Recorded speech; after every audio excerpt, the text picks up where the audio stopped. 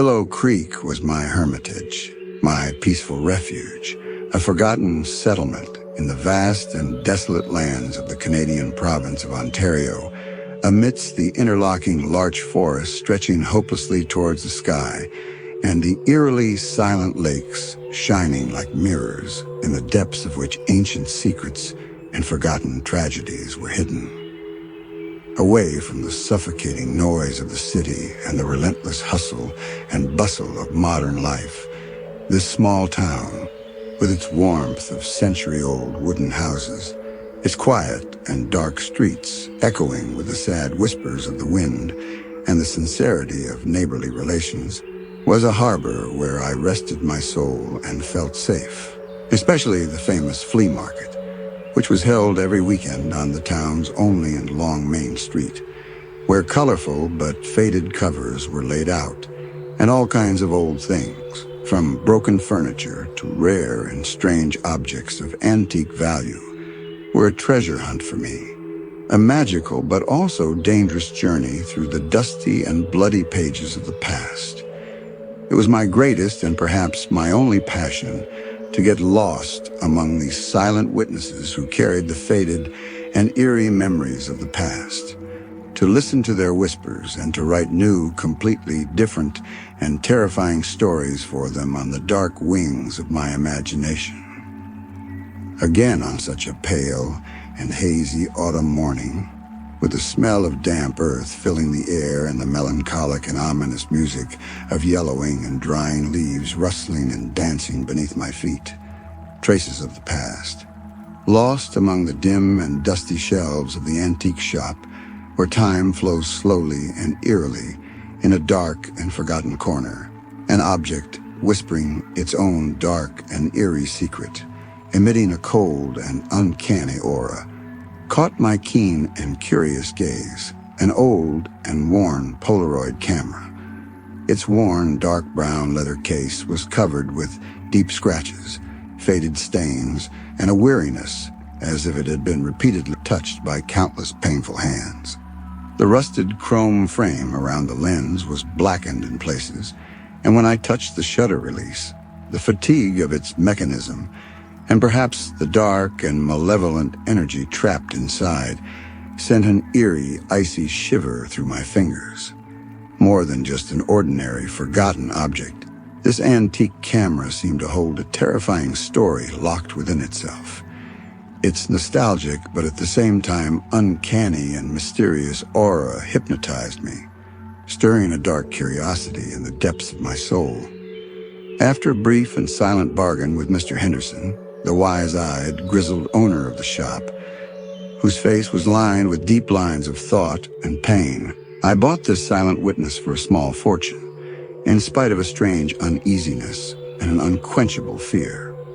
On the way home, I was filled with a strange excitement and an indescribable, bone-chilling chill at the thought of what forgotten, perhaps bloody and gruesome memories that old camera had frozen.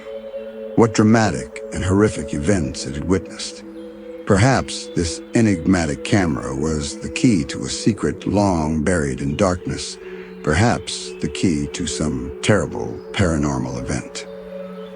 The next day, as the pale and hazy rays of the sun slowly crept into my room, I carefully, almost reverently and timidly, took the old Polaroid out of its leather case. The distinctive, slightly musty and unpleasant smell of leather, soaked with years of age, filled my nostrils, while the unexpected weight of the camera and its solid, cold and lifeless structure gave me a strange and frightening sensation, as if I were holding in my hands a precious, yet dangerous and cursed relic from the past. I patiently and carefully studied an old, almost illegible, yellowed and tattered instruction manual I had found on the internet, trying to understand the complex and now outdated mechanism of the machine. Finally, I decided to take my first test shot with an old pack of Polaroid film, long past its expiration date, the box faded and frayed, which I stumbled upon in the town's only small, dimly lit photographer. I framed the old and majestic maple tree in the backyard, adorned with the sad and gloomy colors of autumn, its branches reaching desperately towards the sky, and pressed the shutter button with a shaky finger, hearing that characteristic mechanical sound. I waited impatiently for a few minutes, my heart beating wildly in my chest, my breath coming in gasps. With that familiar buzzing hum, the white photo paper slowly came out of the camera. With a mixture of excitement, curiosity, and suppressed fear, my eyes watched the photo slowly appear. But as the image became clearer, an icy chill ran through me, as if an invisible hand had driven a spear of ice through my spine. To the left of that majestic tree, amidst the dried leaves and the lengthening dark shadows, a dark, uncanny, and disturbing shadow appeared, like a human silhouette. It must surely be an illusion of light, I muttered, trying to rationalize it. But it was clear that the dark blob was not supposed to be there, as if it had been forced there, filled with malevolent and painful energy. The restlessness inside me created an unbearable pressure, as if an invisible hand was slowly squeezing my heart. This had to be something paranormal. That old machine was more than just an ordinary, forgotten antique. It was as if a deep, dark curse had been placed upon it. As a sharp and merciless knife of curiosity and denial cut deep into my soul, I decided to make one more attempt to uncover this terrible truth. This time I aimed directly at the blank, white, and eerily silent wall inside the house.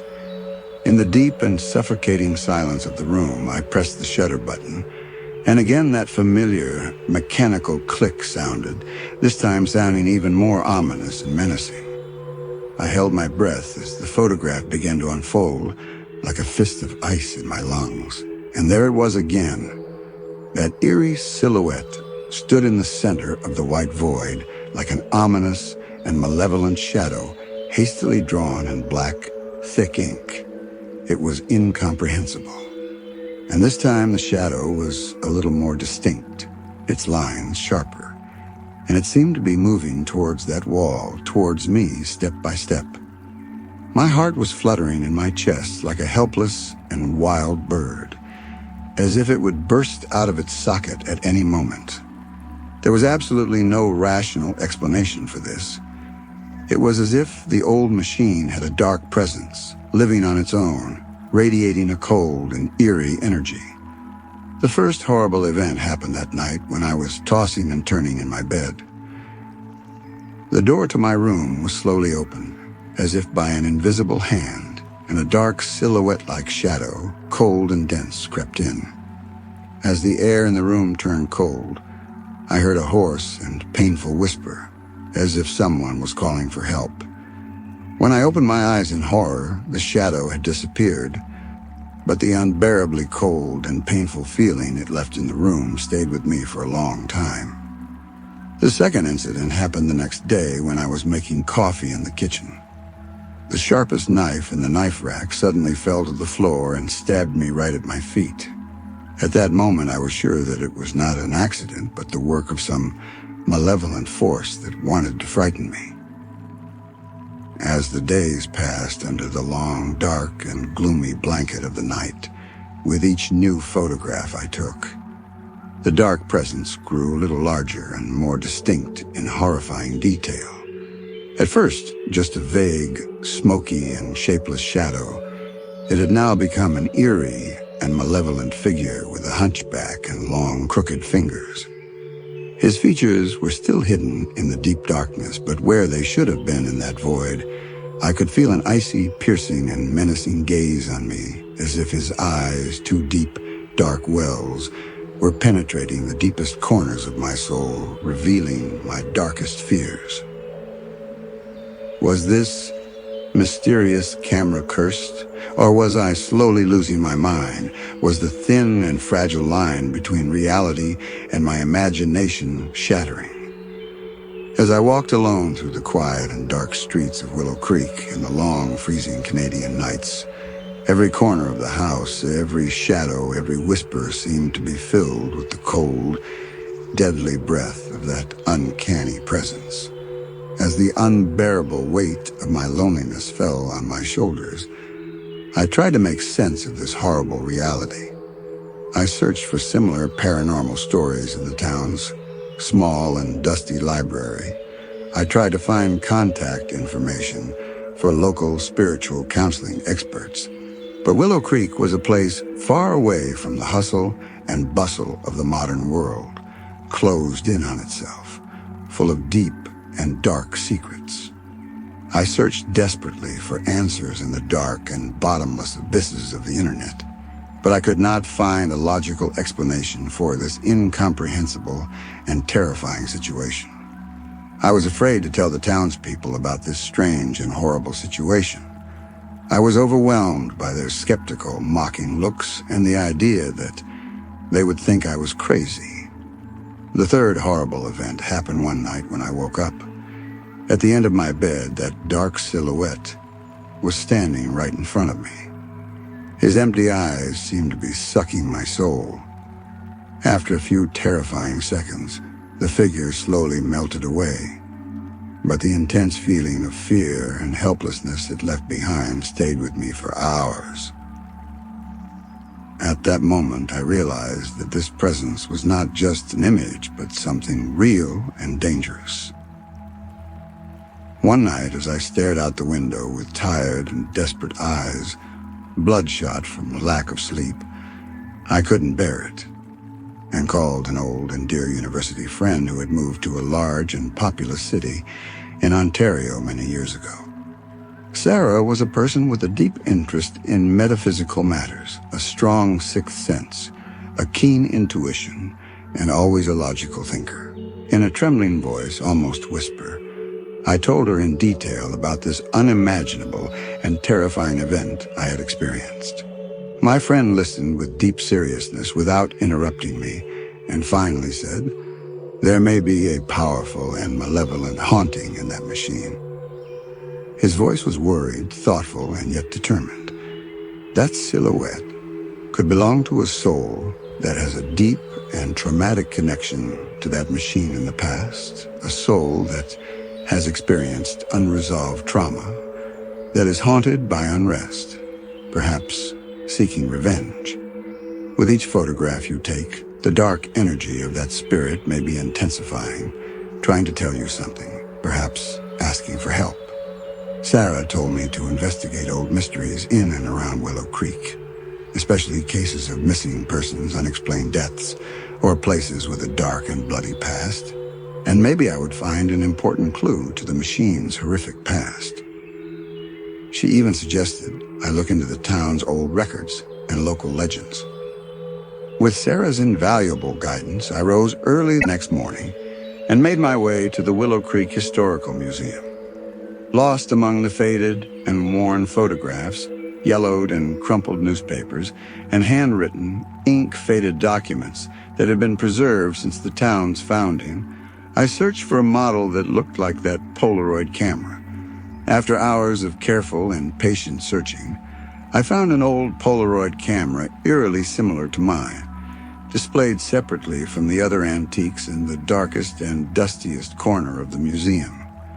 The faded yellow label next to it said that this model had been produced briefly in the 1970s and had belonged to Elias Blackwood, an eccentric, withdrawn, and eerie-looking loner photographer who lived in Willow Creek.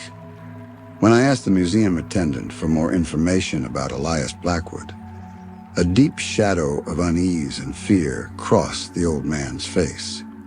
I learned that Blackwood was an unpopular man in the town, a recluse, a loner with an eerie look, and that there were strange, frightening, and blood-curdling rumors that he trapped people's souls in his cursed photographs. One foggy autumn night, he had disappeared in the flames of a huge and mysterious fire in his workshop, and no one had seen him since. The cause of the fire was never determined, and Blackwood's burnt body was never recovered. The townspeople believed that he was buried in the darkness of his own making, in his own malevolent magic. Some even whispered that his spirit still haunted the wreckage of that burning workshop. The fourth terrible event happened after I returned from the museum. As I was looking at the photographs on the wall of my room, I saw the silhouette slowly move away from the photograph and seem to reach for me through the glass. A cold breath was on the back of my neck, and the hoarse whisper was heard again, this time more clearly and menacingly. Help! Find him!" At the same moment, the lights in the room spontaneously switched off and on, and pungent smell of burning filled the air. I was deeply shaken by this terrible and chilling discovery. Did that cursed camera I had bought belong to the lost and cursed photographer, Elias Blackwood? And was that eerie silhouette in my photographs the trapped, suffering soul of one of the countless victims of his dark and twisted art? That night, before I went to sleep, I looked again at the last and clearest photographs I had taken. The silhouette was now almost completely defined. His hunchback protruded. His shoulders slumped. His long, bony fingers felt terrifying, as if they were reaching for me through the glass. His features were still obscured in the deep darkness, but where they should have been in that void, as if they were two deep, dark wells, I could feel his eyes, an icy, piercing, vengeful gaze on me. I pressed the shutter with a shaky, sweaty finger. When the photo appeared, my heart stopped beating wildly in my chest, as if time had stopped. Just behind that dark silhouette, a pale, pained, and desperate face appeared. It was the face I had seen among other pale faces in an old and eerie photo album of young women by Elias Blackwood. The woman's large, sad, pleading eyes were filled with unspeakable pain, deep despair, and what seemed to be a silent, whispered cry for help. Her disheveled and pale hair framed her face. Her lips were parted, as if she was trying to whisper one last word. There were faint bruises and scratches on her face, indicating that she had been through a terrible struggle. At that moment, I felt deeply that this eerie silhouette was in fact one of the countless victims of Elias Blackwood's dark and twisted art. Perhaps she had fallen into Blackwood's trap, her soul trapped in that cursed photograph, and was now struggling to reveal her dark secrets through me. Perhaps to put an end to years of injustice, to take revenge and find peace. That same night, before I went to sleep, I carefully examined the photograph of that woman. I was deeply moved by the deep sadness in her eyes. It was as if she wanted to tell me something, to whisper a secret. When I fell asleep, nightmares haunted me. Dark figures, the sound of screaming, and the agonized face of that woman haunted my dreams. At some point, I woke up to see a faded image of that silhouette in the corner of my room.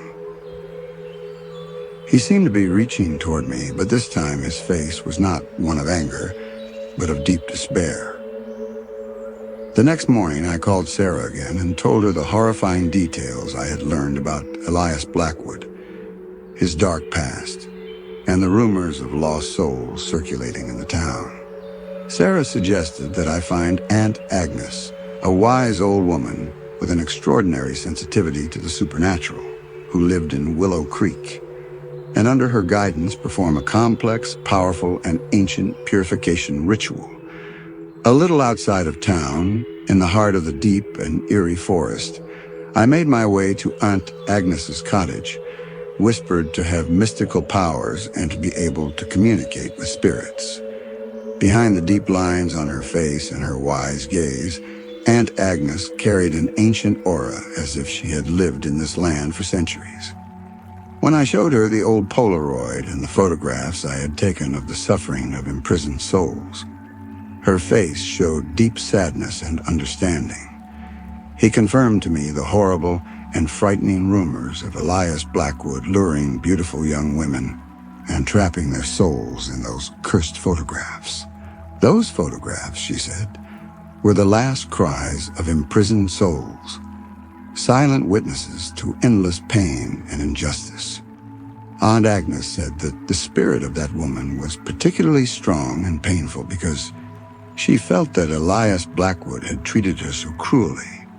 Guided by Aunt Agnes, we performed a complex and ancient cleansing ritual in an old church with an eerie atmosphere, abandoned for centuries on the outskirts of town, at that uncanny hour when the red and purple hues of sunset painted the sky.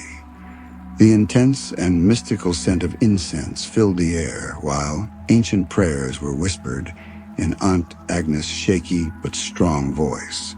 At the time, we had with us the old Polaroid camera and the photographs I had taken, reflecting the pain of the imprisoned souls.